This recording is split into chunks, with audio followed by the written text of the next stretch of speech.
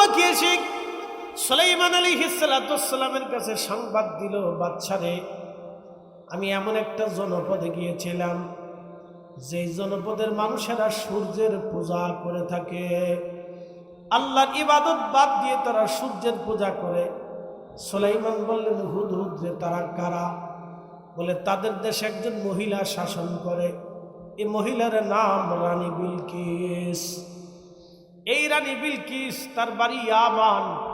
বর্তমান ইয়ামান দেশের মানুষ পূর্ব যুগে সূর্যের পূজা করত। বর্তমান ইরানের মানুষ পূর্ব যুগে তারা আগুনের পূজা করত। বর্তমান সৌদির মানুষ পূর্ব জমানাতে তারা দেব দেবীর পূজা করত। বর্তমান বাংলাদেশের মানুষ পূর্ব জমানাতে তারা পাথর মূর্তির পূজা করত। শোন, এনে দিতে পারি, কত সময় লাগবে? বলে, আইয়ার তাদ্দা ইলাইকা তারফুক, শুধু চোখের পলক মারবেন, পলক পলক মারতে দেরি হবে। সুলাইমানের ওই রানী বিলকিসের সিংহাসন আপনার সামনে আসতে দেরি হবে না, একটা জবান বন্ধ হবে না। জোরে বলেন আল্লাহু আকবার। না না, আরো জোরে বলেন। আর বলতেছি, আরো জোরে বলেন। চোখের পলকে যদি একজন আল্লাহর ওলি সুলাইমান আলাইহিস সালামের উম্মত, ওই উম্মত থেকে এই উম্মতের মর্যাদা 70 গুণ বেশি। জোরে, ওই উম্মতের পাওয়ার থেকে এই উম্মতের পাওয়ার 70 গুণ বেশি। কত গুণ? জোরে জোরে। তাহলে চোখের পলকে যদি উনি সিংহাসন এনে দিতে পারে, আল্লাহ কোরআন সাক্ষী দিচ্ছে। আল্লাহ কোরআন বলতেছে, চোখের পলকে নিয়ে আসলো, চোখের পলকে আইয়ার তাদ্দা ইলাইকা তারফুক, শুধু চোখের পলক মারবেন, এই পলকের ভিতরে আমি নিয়ে চলে আসবো। 1 সেকেন্ডের ভিতরে যদি হাজার হাজার মাইল দূর থেকে এই সুলাইমান আলাইহিস সালামের রাজপ্রাসাদ, যদি হযরত রানী বিলকিসের রাজপ্রাসাদ, যদি হযরত আসিফ বিন বারকিয়া তিনি যদি এনে দিতে পারে, তাহলে আপনি বুঝেন তো এই নবীর উম্মতের পাওয়ার 70 গুণ মর্যাদা বেশি। উনি যদি চোখের পলকে নিয়ে আসতে পারে, তাহলে এই উম্মতের পাওয়ার কি পরিমাণে হতে পারে।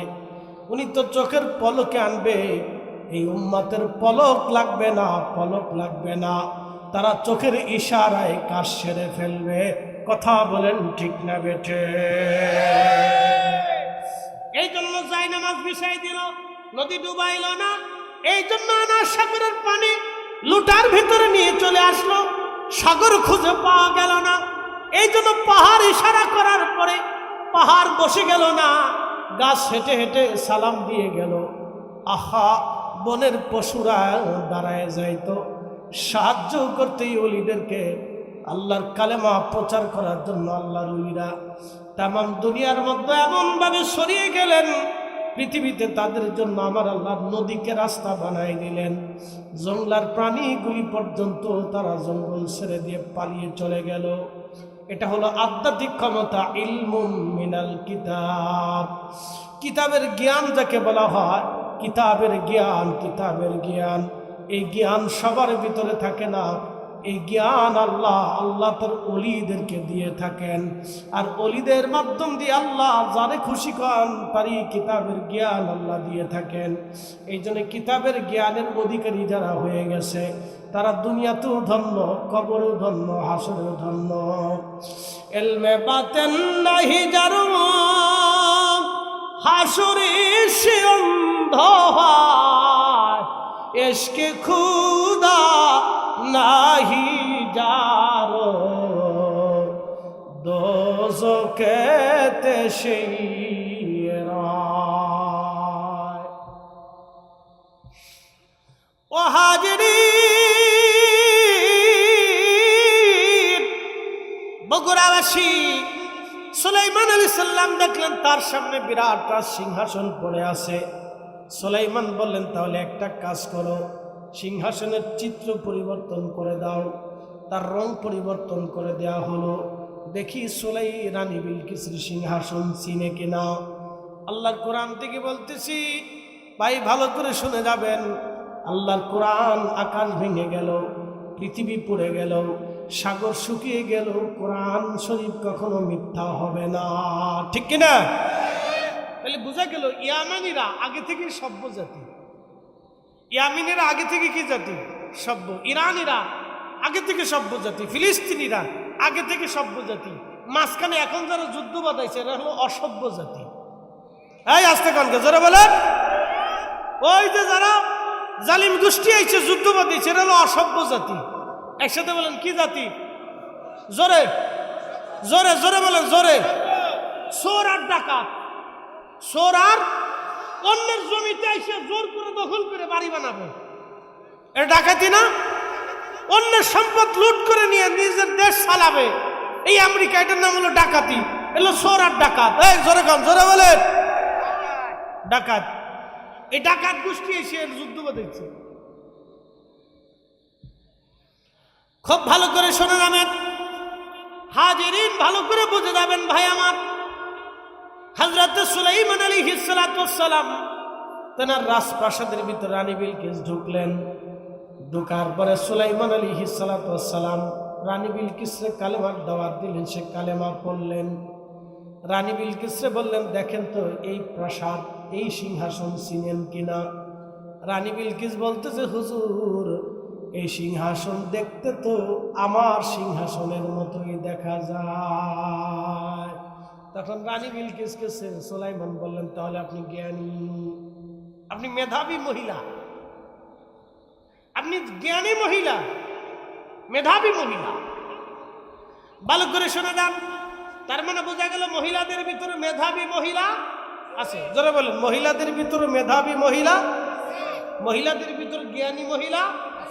যেমন আমাদের আম্মাজান আয়েশা, জোরে বলেন আম্মাজান আয়েশা, জোরে বলেন আম্মাজান আয়েশা। তিনি ছিলেন এই উম্মতের উস্তাজা, হাদিসের শিক্ষক।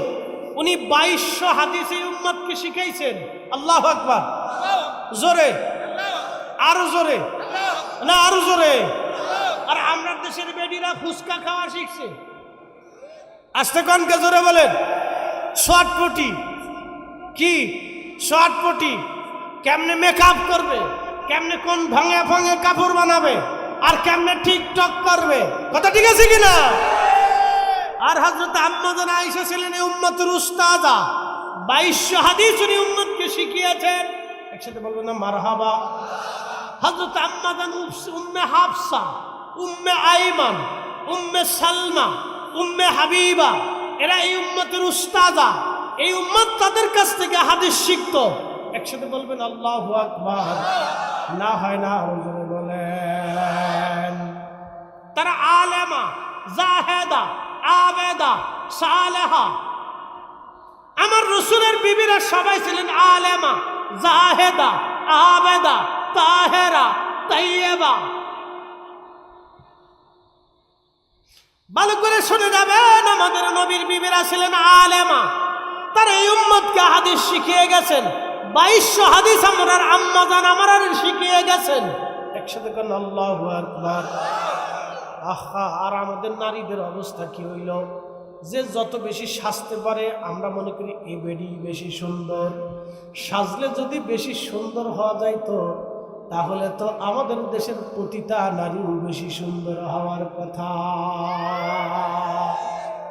এখন যারা টিকটক বানাইয়া সুন্দরী বউরে দিয়ে টিকটক বানাইয়া কামাই করে খা, এরা মূলত প্রতিটা বৃত্তি করে খা, বউয়ের শরীর দেখাইয়া টাকা কামাই করে।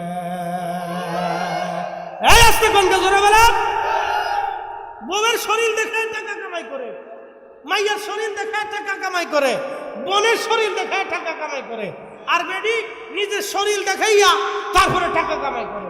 শুয়োরের গোশত যেমন হারাম, ওর টাকার গরুর গোশত এরকম হারাম। কুত্তার গোশত যেমন হারাম, ওই সুদখোরের টাকা এরকম হারাম। ডাক্তার ইউনূসের টাকা এরকম হারাম। ও আন্তর্জাতিক সূত্র, দেশটারে আমেরিকার কাছে বিক্রি করে থুয়ে গেছে। ওই এমন চুক্তি করে থুয়ে গেছে যে চুক্তি করার কারণে আজকে আমরা রাশিয়ার থেকে তেল কিনতে পারিনি, আমেরিকার অনুমতি লাগে। বুঝতে পারছেন? বুঝবেন আর কয়েকদিন পরে বুঝবেন।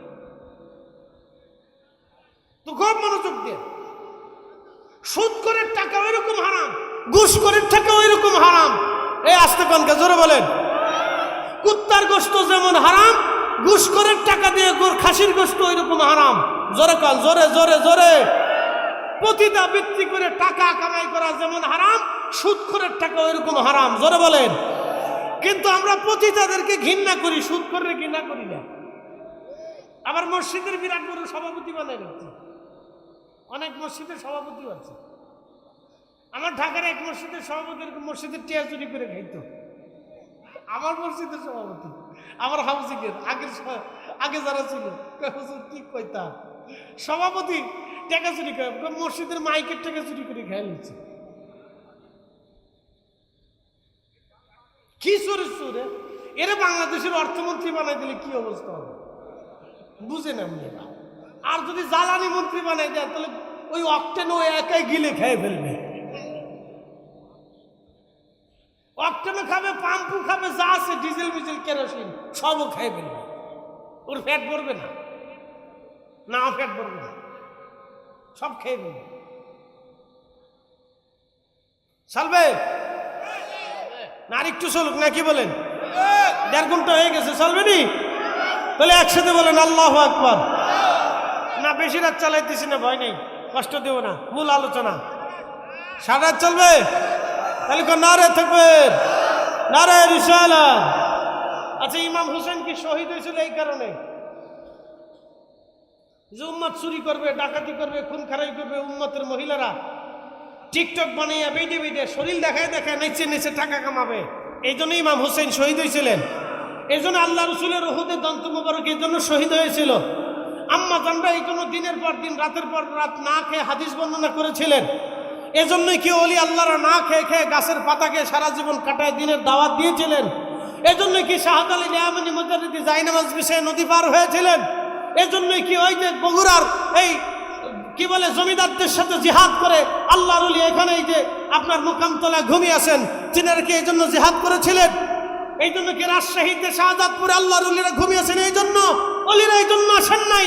তারা যুদ্ধ করেছেন, জিহাদ করেছেন, শহীদ হয়েছেন, পথ অতিক্রম করেছেন, না খেয়ে রাস্তায় ঘুরেছেন, বছরের পর বছর কালেমার দাওয়াত দিয়েছেন। কথা বলেন ঠিক না বেটা? কিন্তু দুঃখের বিষয় এই উম্মত আজকে টিকটকের উম্মত হয়ে গেছে। বিরাট টিকটকার, বাপরে বাপ, নাম দিয়েছে টিকটকার। বেডিও নাচে, বাপও নাচে, মাইয়েও নাচে, স্বামীও নাচে, বউ নাচে, পুরো ছতা। তুই ভিক্ষে করে খা, তুই এটা করিস না। কি কথা কি খারাপ করছি ভাই? তুই বউরে নাচে আর টাকা কামাইস না, তুই ভিক্ষে করে খা, ভিক্ষে খা, তুই ভিক্ষে করে খা, এগুলো করে কামাই করিস না, বলে হারাম টাকা।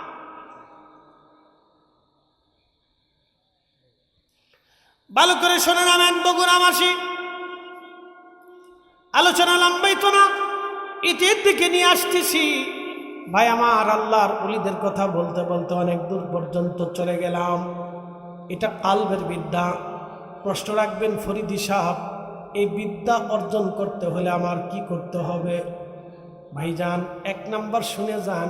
আল্লাহ কোরআন বলতেছে, ক্বাদ আফলাহা মান যাক্কাহা ওয়া ক্বাদ খাবা মান দাসাহা।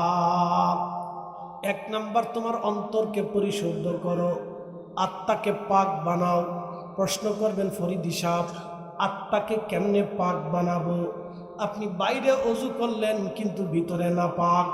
আবার শুনে দেন, আমি ওযু করে আসলাম কিন্তু জায়নামাজ না পাক। আমি ওযু করে নামাজে দাঁড়াইলাম কিন্তু জায়নামাজ না পাক, নামাজ হবে? হ্যাঁ, আমি নামাজে দাঁড়াইলাম, ওযু করলাম কিন্তু খাইয়া আইছি মদ, নামাজ হবে? আমি ওযু করে নামাজে দাঁড়াইলাম কিন্তু আমি খাইলাম শুয়োরের গোশত, জোরে না একসাথে বলে নামাজ হবে? বলে কারণ কি?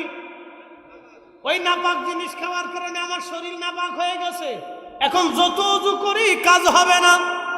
এই জন্য মনে রাখবেন, বলবেন ফরিদি সাহেব, আমরা আত্মারে পাক বানাবো কেমনে? 1 নম্বরে হিংসা। জোরে বলেন কি? হিংসা যদি কারো অন্তরে থাকে, আর 40 বছর ধরেও যদি নামাজ আদায় করেন, পাশে বন্ধু বসা কালেমাতে আসে প্রমাণ বালাগাল উলা বিকামালিহি কাশাফাত হাসনাত জামিউ খসালিহি সাল্লু আলাইহি ওয়া আলিহি। আমরা একসাথে বলি আলহামদুলিল্লাহ। 10টা মিনিট বলছিলাম নফসের কথা। 1 নম্বরে হিংসা। নফসকে আপনি কিভাবে পবিত্র রাখবেন? 1 নম্বরে হিংসা। জোরে বলেন কি? আরো জোরে বলেন। আল্লাহ রাসূল বলেন তুলার গোডাউনের ভিতরে তুমি যদি একটা আগুনের কয়লা রেখে দাও, তাহলে ওই তুলার গোডাউন যেমন আগুনে পুড়ে শেষ হয়ে যাবে। 40 বছর একজন মানুষ ইবাদত করার পরেও, সারা জীবন ইবাদত করার পরেও অন্তরে যদি হিংসা লালন করে, অন্তরে যদি হিংসা থেকে যায়, তাহলে ওই হিংসার কারণে 40 বছরের ইবাদত তুলার গোডাউনের মতো পুড়ে শেষ হয়ে যায়। নাম হিংসা। একসাথে বলেন কি? হিংসা। হিংসা থাকলে আত্মা নাপাক হয়ে যায়। আত্মা কি হয়ে যায়? আত্মাই যদি নাপাক হলো তাহলে ওযু করে লাভ কি? আস্তে কনকে জোরে বলেন। এই জন্য হিংসা ছাড়তে হবে।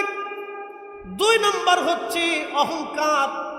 আমাদের অনেকের অহংকার এসে যায় সম্পদের অহংকার, টাকার অহংকার, ক্ষমতার অহংকার, জমি জমার অহংকার, জ্ঞান বিদ্যার অহংকার। আচ্ছা প্রশ্ন করি, জবাব দিবেন তো? চোখের আলো কে দিয়েছে? জবানে ভাষা কে দিয়েছে? আমাদের শক্তি কে দিয়েছে? শক্তিটা কি দেখা যায়? শক্তিটা কি ধরা যায়? শক্তির ওজন কি পরিমাপ করা যায়? শক্তি দিলেন আল্লাহ, যদি শক্তি নিয়ে যায় দুনিয়ার কেউ শক্তি দিতে পারবে? আচ্ছা বলেন তো সূর্য দিল কে? জমিনে বৃষ্টি দিল কে? সব কিছু দিল কে? তাহলে আমাদের আছে কি? একসাথে বলেন কি আছে? এই জন্য হুজুর বললেন বাবা শূন্য হাতে আসছি, শূন্য হাতে চলে যাব, সব কিছুই আমি আল্লাহর জন্য রেখে গেলাম। এই জন্য হুজুরের জীবনে কোনো ব্যাংকের অ্যাকাউন্ট নাই, একটা পাসপোর্ট নাই, একটা ছবি নাই।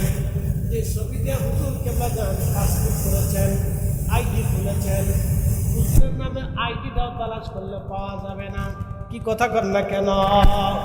কারণ যার দুনিয়ার কোনো কিছু প্রয়োজন ছিল না, সব রাহেলিল্লাহ আল্লাহর জন্য রেখে চলে গেলেন, আল্লাহর জন্য রেখে দিয়ে তিনি চলে গেলেন এবং সব সহজ সম্পদগুলি তিনি আল্লাহর জন্য বিলীন করে দিয়ে গেলেন। এই জন্য এটাকে বলা হয় মুজাহাদা, মুরাকাবা, মুশাহাদা, মুজাহাদা। মুজাহাদা করার মতো ওলি আল্লাহ দুনিয়াতে কম আছে। মুজাহাদা করার মতো ওলি দুনিয়ার ভিতরে কম পাওয়া যাবে। মুজাহাদা কিন্তু যা চাইতেন আল্লাহর পক্ষ থেকে তাই আসতো। একবার আওয়াজ তুলে বলা যাবে কি মারহাবা। যুগশ্রেষ্ঠ মহাওলি আমার মুর্শিদ মাওলানা, ঠিক কিনা? যুগশ্রেষ্ঠ মহাওলি আমার মুর্শিদ মাওলানা, এক নজর দেখলে যারে দিলের জালা থাকে না। ভাই আমার খুব মনোযোগ দিয়ে কথাগুলি শুনবেন। আত্মা পরিষ্কার করা লাগবে। 1 নম্বরে হিংসা, 2 নম্বর অহংকার, 3 নম্বর গীবত। গীবত মানে কি? গীবত মানে আমি এমন একজনের নাম করলাম যে দুর্নামের কারণে লোকটা সে অসন্তুষ্ট হবে, বেজার হবে, তার অপ্রকাশ্যভাবে সেই দুর্নামগুলি মানুষের কাছে বলে বেড়াইলাম। খুব মনোযোগ দিবেন। এটার নাম হলো মানে গীবত। আল্লাহ রাসূল বলেন আমার উম্মতেরা তোমরা যদি গীবত করো তাহলে মরা ভাইয়ের গোশত খাওয়া যেমন তোমাদের কাছে নিকৃষ্ট কাজ, কোনো মুসলমান যদি কোনো মুসলমানের বিরোধ করে তাহলে এক মুসলমান আর এক মুসলমানের উপর মরা গোশত খায়। বহু বহু মানুষ এই জীবনে আমার হুজুরের দুর্নাম করেছে, মিথ্যা মিথ্যা বানাইয়া বলতো হিন্দুর বাড়ি হিন্দু যায়, হিন্দু মুরিদ করে, গরু কুরবানি করে আল্লাহ বিসমিল্লাহ আল্লাহু আকবার বলে না। এরপরে ওই তাবারকের মধ্যে জাদুটনা আছে, জিনের কারবারি আছে, এরকম বহু কথা বলে থাকে। কি কথা বলেন না কেন? মূলত জিন না, জিনদের কথা আপনাদেরকে বুঝাইলাম। তাহলে বলেন জিনেদের ক্ষমতা বেশি না অলিদের ক্ষমতা বেশি? হ্যাঁ, জোরে বলেন, জোরে বলেন। জিনদের ক্ষমতা বেশি না অলিদের ক্ষমতা বেশি? জিন তো শুধু বাংলাদেশেই নাই, জিন তো আটটুসি নাই, জিন সমস্ত অলিদের দরবারে আছে। জিন মদিনা শরীফে আছে, জিন মক্কাতে আছে। মক্কা শরীফে আপনি একটা পাহাড় পাবেন, এই পাহাড়ের নাম জাবাল আবু কুবাইস পাহাড়। এই পাহাড়ের পাশেই নবীজির ঘর, বেলাদাতুর রসুল। তারপরে একটা ল্যাট্রিন আপনারা পাবেন, এই ল্যাট্রিনটাই ছিল আবু জেহেলের বাড়ি।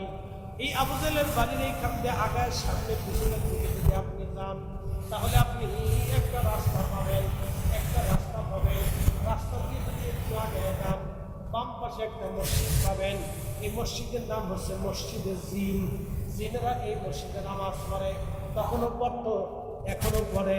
কিয়ামত পর্যন্ত এই মসজিদের জিনেরা নামাজ পড়বে। সামনে আগায় গেলে একটা কবরস্থান পাবেন।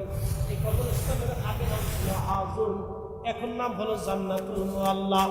যেই কবরস্থানের ভিতরে আম্মা জান খাদিজাতুল কুবরা তাহেরা তয়্যেবা ঘুমিয়ে আছেন।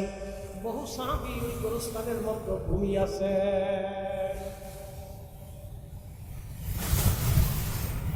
বগুড়াবাসী ভালো করে শুনে যাবেন, জিনদের থেকে ওলিদের পাওয়ার বেশি। আল্লাহ তার ওলিদেরকে মর্যাদা দিয়েছেন আলাদা, জিনদের থেকে ওলিদের মর্যাদা বেশি।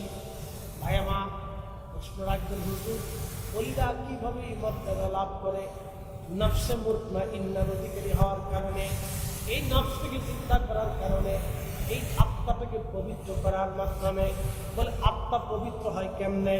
এক নম্বরে হালাল খাবার, দুই নম্বরে হিংসা ছাড়তে হবে, এক নম্বরে হারাম ছাড়তে হবে, দুই নম্বরে হিংসা ছাড়তে হবে, তিন নম্বর অহংকার ছাড়তে হবে, চার নম্বর গর্ব ছাড়তে হবে, পাঁচ নম্বর গীবত ছাড়তে হবে, ছয় নম্বর বহতান ছাড়তে হবে, সাত নম্বর সগলখুরি ছাড়তে হবে, আট নম্বর মিথ্যা ছাড়তে হবে, আট নম্বর মিথ্যা কথা ছাড়তে হবে, এই নয় নম্বর ফায়সা কথাবার্তা ছেড়ে দিতে হবে, 10 নম্বর অশ্লীল কর্মকাণ্ড থেকে নিজেকে বিরত রাখতে হবে। এই কাজগুলো যদি আপনি করতে পারেন, কাম রিয়া আশা আকাঙ্ক্ষা যাতনা কামনা বাসনা রিয়া আকাঙ্ক্ষা হিংসা বিদ্বেষ সব যদি 10টা পুরোপুরি যদি ছেড়ে দিতে পারেন তাহলে আপনার জীবনে আপনি আত্মা পবিত্র হয়ে যাবে, আত্মা পাক হয়ে যাবে। এক নম্বর লোভ করা যাবে না, দুনিয়ার সম্পদের মায়া করা যাবে না। এইভাবে যদি আমরা ছাড়তে পারি তাহলে আমার আত্মা পবিত্র হয়ে যাবে। কিন্তু দুঃখের বিষয় আমরা আসল বেলায় নাই, নকল বেলায় আছি। কথা বলেন ঠিক কিনা? আমরা আসল বেলায় নাই, আসল বেলায় নাই, আসল কাজে মুসলমান নাই, আসল কাজে মুসলমান নাই। মুসলমান নামাজ পড়ে তারপরে মিথ্যা বলে, নামাজ পড়ে গীবত করে, নামাজ পড়ে ধোঁকা দেয়, নামাজ পড়ে ওয়াদার খেলাপ করে। মুনাফিকের 3টা আলামত আছে। 1 নম্বর আলামত কথায় কথায় মিথ্যা বলে, 2 নম্বর আলামত ওয়াদা করলে বর খেলাপ করে, 3 নম্বর আলামত এই মুনাফিকরা আপনার কথায় কথায় মিথ্যা বলে, আমানত রাখলে খেয়ানত করে এবং ওয়াদা করলে বর খেলাপ করে। এই 3টা বদগুণ যার ভিতরে আছে আল্লাহর নবী বলেন সে মুনাফিক, সে মুনাফিক, সে মুনাফিক। কথায় কথায় মিথ্যা বলে, ওয়াদা করলে বর খেলাপ করে, আমানত রাখলে খেয়ানত করে। এই 3টা বদগুণ যার ভিতরে থাকবে সে মুনাফিক, সে মুনাফিক, সে মুনাফিক, সে মুনাফিক। মুনাফিক নামাজ পড়বে নামাজ হবে না, রোজা রাখবে রোজা হবে না, যাকাত দিবে যাকাত হবে না, হজ করবে হজ আদায় হবে না, তার নাম মুনাফিকের কাতারে লেখা থাকবে। আল্লাহর কোরআন বলতেছে ইন্নাল মুনাফিকিনা ফিদ দারকিল আসফালি মিনান নার। নিশ্চয় মুনাফিকদের জায়গা জাহান্নামের নিকৃষ্টতম জায়গা হবে।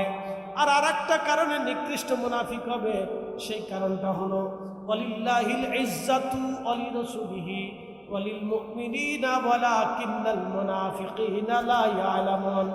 নবী গো, আমি আল্লাহর ইজ্জত যারা বুঝে না, আপনি নবীর ইজ্জত যারা বোঝে না, এবং আমার অলি পেয়ারা মেহবুব বান্দাদের ইজ্জত যারা বোঝে না, ওয়ালাকিন্নাল মুনাফিকিনা লা ইয়ালামুন, তারা মুনাফিক, তারা বুঝে না। আল্লাহর রাসূলের ইজ্জতের চাদরে যারা হাত দেয়, দেখবেন আমাদের দেশে একদল আছে, তারা বলবে রাসূলের আব্বা আম্মা কাফের এবং জাহান্নামী। যারা নবীর আব্বা আম্মাকে কাফের এবং জাহান্নামী মনে করে, তারা মুনাফিক। আস্তে জোরে জোরে বলেন, জোরে বলেন, তারা কি? জোরে বলেন, আরো জোরে জোরে জোরে জোরে জোরে। তারা কি? পাগড়ি থাকলেও, নামাজ পড়লেও, হজ করলেও, যাকাত দিলেও, কুরআন হাদিস পড়লেও, ওয়াজ করলেও, ওয়াজ শুনলেও, ওয়াজ দিলেও, তাহাজ্জুদ পড়লেও, ভয় পাইছেননি আপনারা? ভয় পাইছেননি? নামাজ পড়লেও কি, রোজা রাখলেও কি, হজ করলেও কি? যারা রাসূলের আব্বা আম্মারে কাফের মনে করে, জাহান্নামী মনে করে, তারা মুনাফিক। আচ্ছা বলেন তো, 1450 বছর পরে রাসূলের আব্বা আম্মারে কাফের মনে করিয়া এই উম্মতকে শিখাইয়া তারা কি বুঝাইতে চায়? নিশ্চয় ডাল মে কুছ কালা হে, দুর্বিসন্ধি আছে। এটি ইহুদিদের চাল যে মুসলমানের ঈমান তো আমরা চুরি করতে পারবো না, তোরা টুপি মাথায় দিয়া তোরা মুসলমানের ঈমান চুরি করে নিয়ে যা। মুনাফিক। একসাথে বলেন কি? সাবধান থাকতে হবে। মাকালের ফল দেখতে ভালো, উপরে লাল নীল ভিতরে কালো। বাবা মাকালের ফল দেখছিস নি? আরে ছোট দেখছিস নি? হ্যাঁ, মাকাল ফল দেখছিস নি? না, ও দেখেনি, ওর আব্বা দেখেছে, ঠিক আছে, ওর বাবা দেখেছে, দাদা দেখেছে। মাকাল ফল দেখতে উপরে সুন্দর দেখা যায়, কিন্তু ভিতরে কালো। মাকালের ফল দেখতে ভালো, উপরে লাল নীল ভিতরে কালো। ওরে সারা জীবন এমনি গেল দয়াল, সারা জীবন এমনি গেল, খাইতে আমরা পারলাম না। যার ভিতরে নাই রাসূলের প্রেম, তার সাথে ভাব রাইখো না।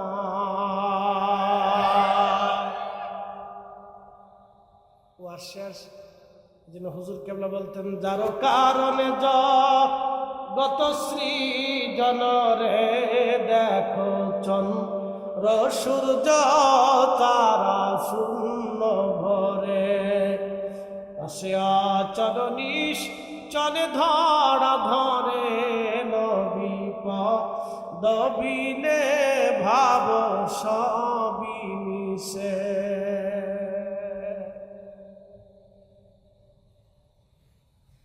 বগুনাবাসী রাত গভীর হয়ে যাচ্ছে, রাত 1টা বেজে গেছে, আর বাড়ানো যাবে না। ধৈর্যের কিন্তু একটা সীমা আছে। তাবারক দিলে দেন, না দিলে আমরা মোনাজাত করে ফেলাম। কিন্তু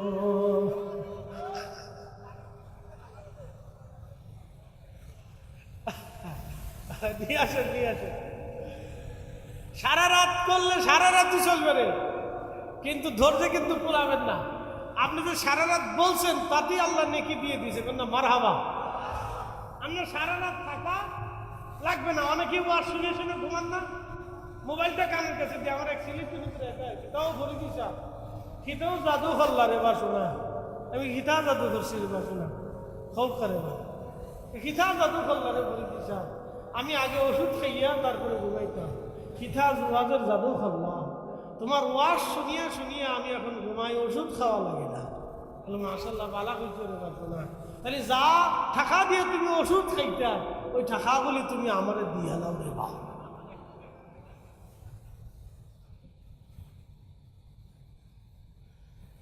সিলেটি হুজুর এসে বলতেছে, কি জাদু করলা তুমি আমাকে? তোমার ওয়াজ শুনে শুনে আমি ঘুমাই, ওয়াজ শুনলেই ঘুমাইছে। আমার ওয়াজ তো মিষ্টি ওয়াজ না, মিষ্টি খাইলে তো ঘুমার জন্য। ওয়াজও মিষ্টি, এই সরু মিষ্টি, ওয়াজও মিষ্টি, এই জন্য সবার ঘুমাইছে। কানের কাছে মোবাইলটা লাগে, অনেকে ঘুমা।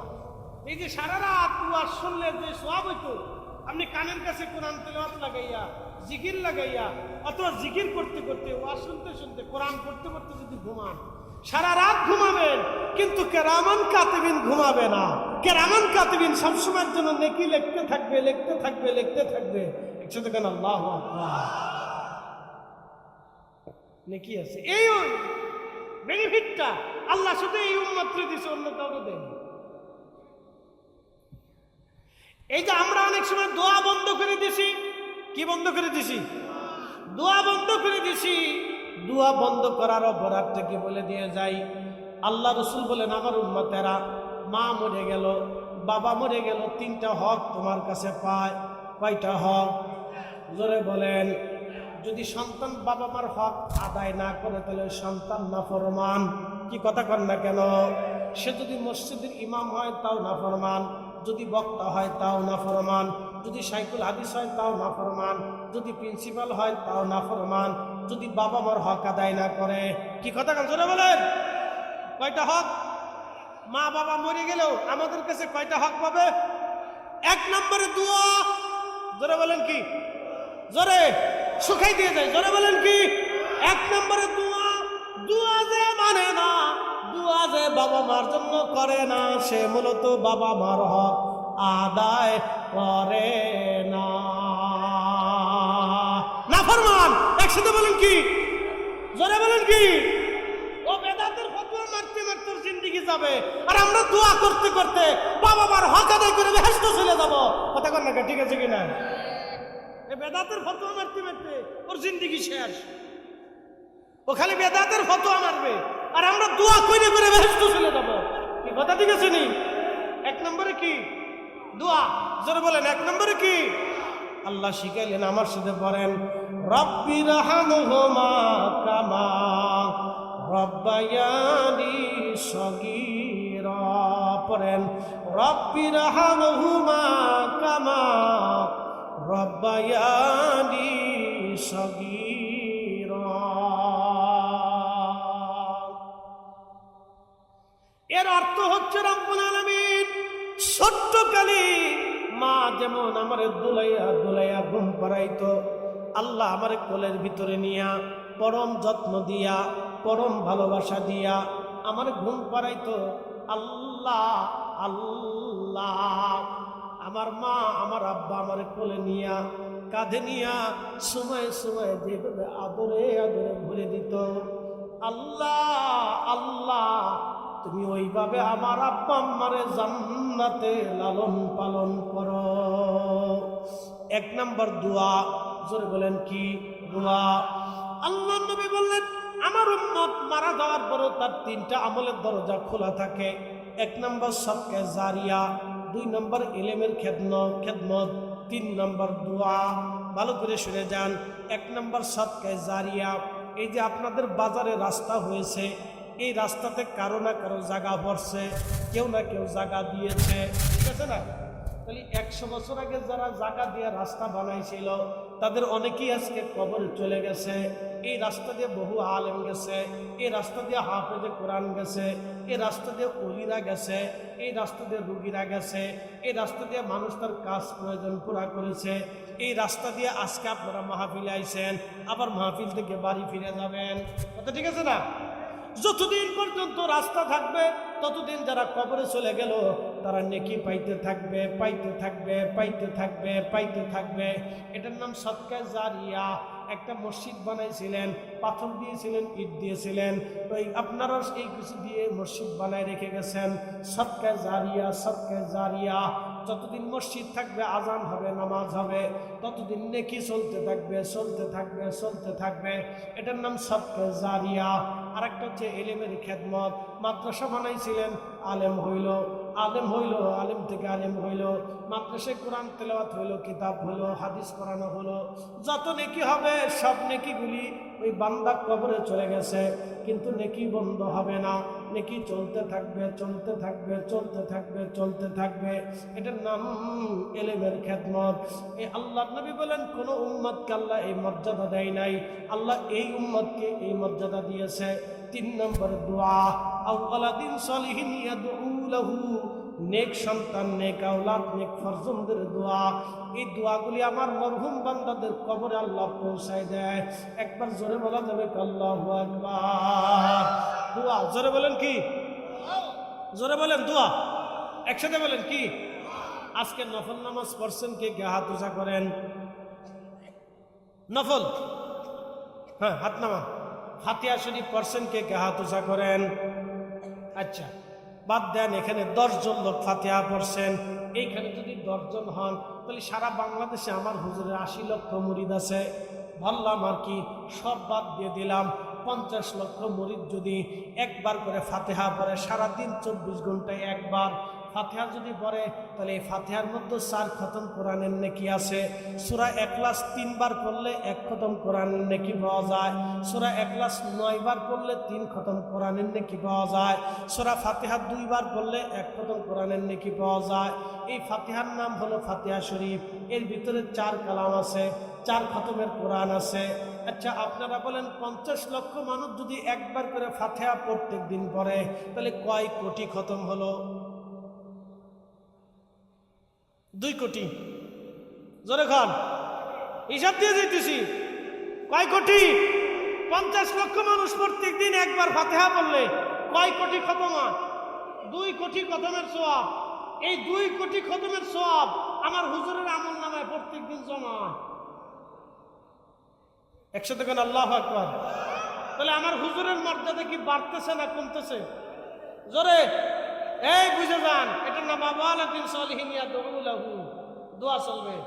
শুধু আমরা দোয়া আমার হুজুরের জন্য করি না, যত ওলিরা চলে গেছে সব ওলিদের জন্য করি।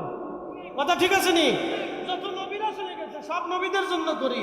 যত মুসলমান গেছে সবার জন্যই আমরা পাঠাই। কথা ঠিক আছে কিনা? আজকে দোয়ার ভিতরে কি কয়ে দিব যে আল্লাহ যারা আমলি করতো তাকে সব দিও না, এরকম কি কোনো দোয়া হবে? আল্লাহ আজকে বিএনপির লোকজন আসছে, ওনাকে শুধু সব দিয়ে দাও, জামাত ইসলামকে দিও না, এরকম কোন দোয়া টোয়া আজকে হবে? আজকে কি দোয়া করবো আল্লাহ যারা আত্মশীল মুরিদ আছে তাদেরকে দাও, যারা ওই কমই আছে তাকে দিও না, এরকম কোন দোয়া আছে? এই গ্রামে আমরা কারো চিনি না, কারো বাপরেও চিনি না, মারও চিনি না, দাদা দাদিরও চিনি না, বংশও চিনি না।